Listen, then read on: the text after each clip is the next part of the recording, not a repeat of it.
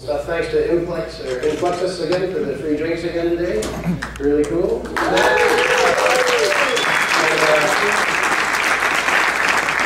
like it's been a pretty good day. I've gotten a lot of feedback that people have had seen some sessions they really enjoyed. That's great. I love to hear that. It's great to have Haas over here from Glasgow. First time. I think you've been to America before, but they sent you back pretty fast. and you know, we were in the hospital today, right? So anyway, it's great to have Haas here. Please give him a warm welcome. You'll find out pretty quickly that he's a painfully serious person, and sometimes his emotion doesn't quite come through in his presentation. So bear with him. It's Minnesota. He's got a little bit of Minnesota-ness in his approach. Great food. See, I'm tapping him. Thank you. All right, thanks, Ash. Hello.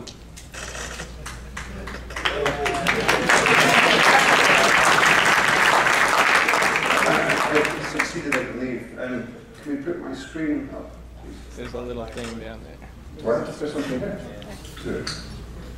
No, it's not that far. I can see it.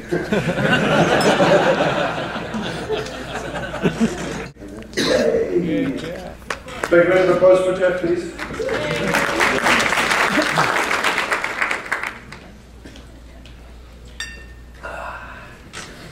I'd just like to reiterate very big thank you to our beer sponsor today, and thank you for their part in funding this happening. We have a very old saying in Scotland which roughly translates as, if you wake up in the morning and you can't find your shoes and your knuckles are covered in bruises and you have a broken bone in your hand and your knees are covered in cuts, then you've had a good night out. So, going with that scale, Flashbelt rocks. Yeah, okay. I'm a little bit sort of claw-like, so if it doesn't quite work out, Riley really went to town. This was our head cameraman chap. He was the chief camera technician on the Star Wars 1 movie, for example. So they spared no expense. I said, well, I've got a microphone with me, I can maybe help out with, you know. I just was like, wanted to help out, thinking it was a kind of DIY kind of affair. I was really grateful for O'Reilly bringing me all the way to California. But they had, you know, a full-on sound engineer, this is the sound engineer's pack. So for, I think it was about 3 or 4 days, Colin, myself, and James Patterson, we sat in freezing cold. Actually, James had a really, really bad cold, and we wouldn't let him sit in the same seat as us for the first few days, in case we caught something from him. And on the 3rd day, he finally graduated up on the bench beside us. So it's actually a really good way to learn object-oriented programming. It was a whole lot of fun doing it. You know, in the world of the screencast, everybody's learning with screencast now. It's a really good way to learn. This kind of humanises it a bit more, because you get us making fun of each other during the whole process. There's a lot of, oh, by the way, that URL, if you go there, 40% off. Knock yourself out. It was a whole lot of fun, and as a few designers who maybe haven't picked up action script and the whole object-oriented style. If you want this URL, by the way, just ask me at the end, and I'll look at my notes here. That's Jim Corbett, who came. He's the Flash player engineer for the display list. So he was there doing some stuff. We just had so much fun. So check it out if you're interested in learning object-oriented programming. Now, another part of my life is I work in marketing. I work for a branding agency called Mark Creative. We had, for a year and a half, marketed this building here called the Chicago Spire, which, as you can see, is designed to make the Hancock look like Macy's. It's half again as tall as the Hancock Tower, as you can see there. Unfortunately, the whole American real estate market completely bombed on us last year, and we ended up with no work. So somebody told us that we should go to Dubai because the streets are paved with gold, and they're building this thing, the Burj Tower, which is designed to make the Chicago Spire look like the Hancock Tower. Absolutely huge, ridiculous stuff. Now, when we arrived, we met some really interesting people. Everybody was keen to speak to us.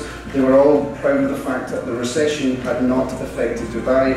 We stayed in this place, this marina, which didn't actually exist 5 years ago. They're building a marina there that's 4 times the size of Hong Kong. Just the scale of everything was amazing. We met guys building a new race course which includes an 8-mile-long canal where you can bring a boat into it. They invited us along for the opening night of the races we went to, and we were in this like the Royal Docks.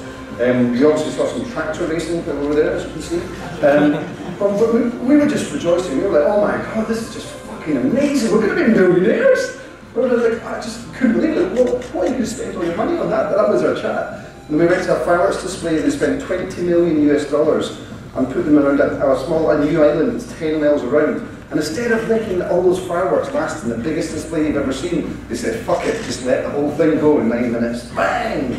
So, just when we were working out what we were going to spend our millions and millions and millions of dollars, we'd be so rich on, this happened. The crash, which happened in the Western world across a period of about 6 months for most people, happened in Dubai across a period of 2 weeks. And it was the 2 weeks immediately after we left, so I think it was us that did it. When we went back 2 weeks later, not one person was in that we've met were still in a job. Everybody had lost their job. And in a space of 3 months, 3,000 cars were left abandoned at the airport. It's illegal to be in debt there. So what people were doing was just getting out, leaving their cars at the airport, keys in the ignition, and just getting the fuck out. So that kind of left me looking like a bit of a twat.